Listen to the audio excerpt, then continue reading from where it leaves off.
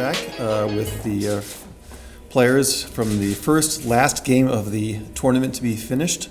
We have Hikaru Nakamura and Levon Aronian.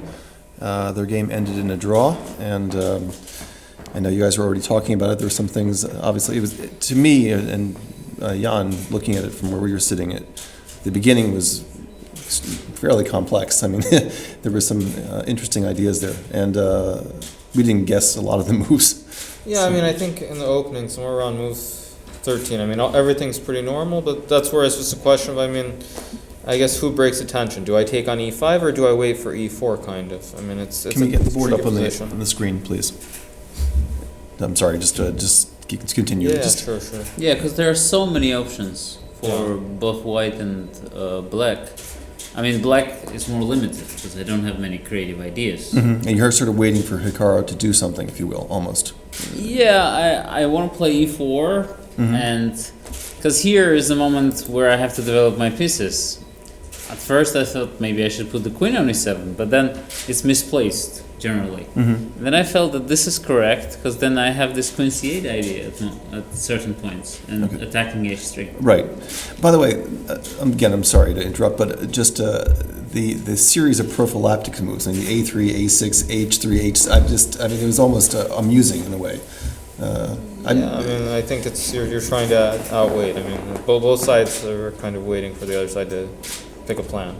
Yeah, So and you waited for as long as you could for the bishop to. Well, I mean, I'm improving my pieces also. H3, H6, Rook D1 improves. I mean, the Rook is better on D1 than A1, so it's. I mean. So now in the hindsight, should I have maybe played bishop d7 here? To be really clever. I would maybe c5 knight e5, huh? Maybe I need that square for my horse. Yeah, actually, this looks quite dangerous. Takes and it's knight h7, but it's Bishop D3. bishop d3.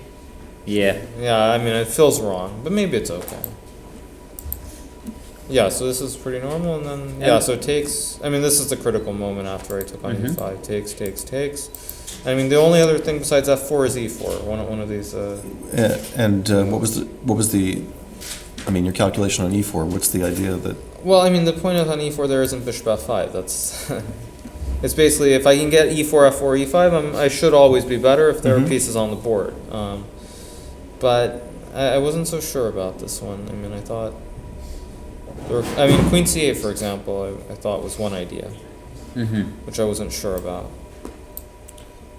What would you have done? It was queen c8 the leading. Well, it's one of the ideas. I mean, I wasn't sure it was the only one, but it's the one which I didn't see anything clear on, and like some rook c5, yeah. Like I saw this, and maybe I can claim some small advantage, but it's actually no, I probably can't because now the rook's swinging the other way again. It's going back to g5 at the end. Just a bit too. Maybe risky. you can lock my rook. Oh no, you can't. Rook is well placed. Yeah, now the rook. Yeah, I mean, I saw some things like this, and I wasn't really convinced. And yeah, f4 is more forcing you because of it. Yeah, I mean, I have to go f4, e4. I mean, once I've committed to this plan, I have to try and do something in the center, or else. Yeah, there's once no he point. took, he can play slowly. Yeah. Right. Yeah, this I considered. I wasn't sure what's my plan is, because I mean, I also thought queen e7. I wasn't so sure on queen e7 as well. your main plan is not f4 but bishop f4 here. Right. Yeah. With bishop f4, I'm not sure it's a good plan because there's always rook c5. That's. I mean, again, maybe I can claim some small advantage with the structure, but it's I don't really believe in it. And rook e8, queen b3 here, queen e7. Maybe I should do something like No, but this. rook e8. Now I think I will go f4. Oh, Because you're not worried about the rook swinging. here, Like king h1. and this is not good. Okay, but here there are a few. I Bishop saw c1, e5 no, or this bishop is- c1. This is bad. Yeah. Yeah, this was interesting before. And But I thought, queen c8 is the main reason I did not play it. And after this, I felt quite comfortable because I thought that I have a counterplay, whatever happens. Yeah, I mean, I just confused the move order when I was calculating this whole line. I forgot that you can throw in bishop c2 first because I had only looked at rook b8, but then I take on e6, bishop c2, and I go rook e1, and I should be better. But in this order, I don't have it because there's this c6 trick. Yeah, I thought this is very important to play here. And this, I thought you would play something like this. This was interesting. You're kind of luring me into this, and probably you have a huge advantage here. Something like this. Yeah, because the knight comes. So it's a monstrous piece. Yeah, there. it's Bishop c7? I don't know. I was kind of terrified d7? of these things. e4 Right. No. Bishop c3 and bishop c3, and ooh, might be a goner by this time. it's quite an attack. But Yeah. I was planning just to take anyway. Knight d1 seems. Or I could also play rook a8. You remove your queen and then move the bishop. Some ideas like this. Maybe not at this moment, because it's kind of tricky. Because you're trying to make me push the c pawn. Right. Yeah. No. I want the c pawn then, to come. and then the bishop is hanging. So. But Yeah, maybe here, maybe it's not. do I have knight d1 here? Maybe. 91. I always Maybe had here you have those. some bishop. Bishop c5 still doesn't work, huh?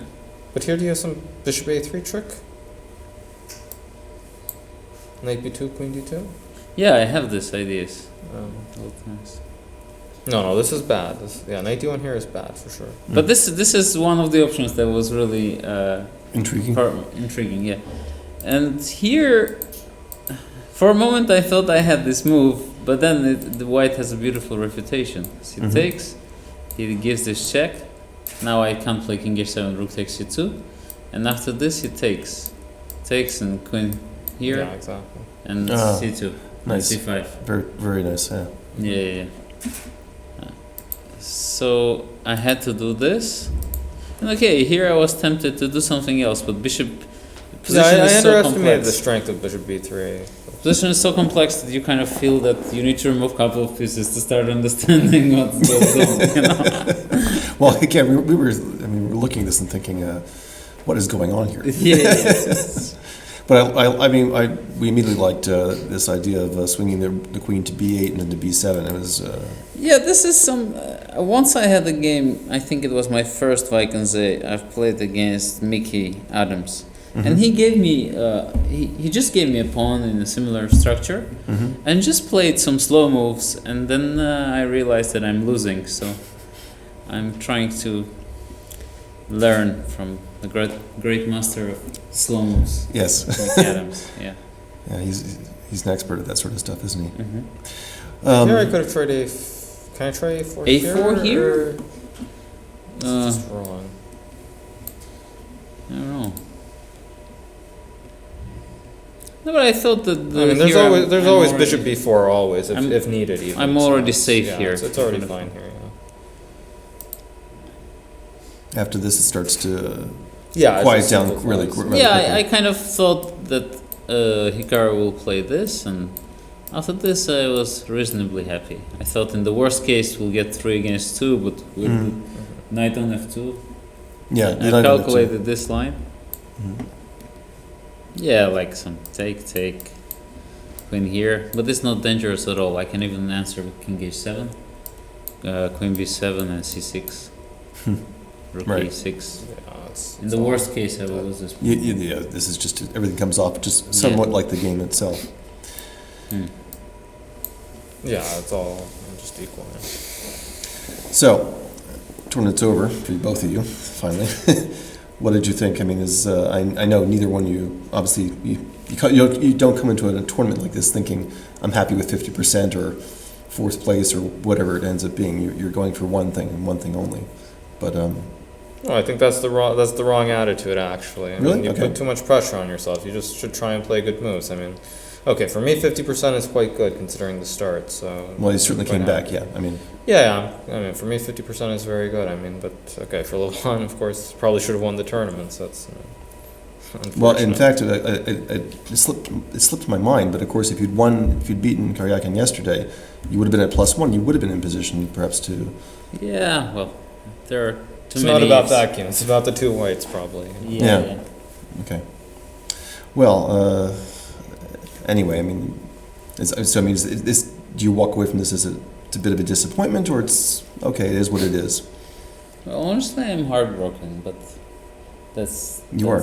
Yes, of course. Yeah, I mean, the amount of work you put, Mhm. and to get a position where you're playing well and you get good positions, and just to ruin them like this, of course, is my own personal tragedy. So I'll have to live with that. Hard. Well, I guess it's just part of the competitive chess. I mean, it's the idea of the life of a sportsman. you accept the good and the bad. And you've obviously had some successes, so Sure. you're going to have some setbacks. Yeah, okay. So for me, I mean, I never had a chance to win, so for me, it doesn't really matter that much. I mean, yeah, Levon was in the I mean, plus two at one basically, point. I mean, if you're in a position to win, then I think it's always going to be bad. But if you're, I mean, the way I started, I had no chance. So it's been long since I've had any aspirations to win the tournament. So for me, it doesn't matter so much. Okay. Well, thank you both. Best of luck, and hopefully we'll meet again somehow like this in the future. Thanks. We'll take a break now, and we'll come back.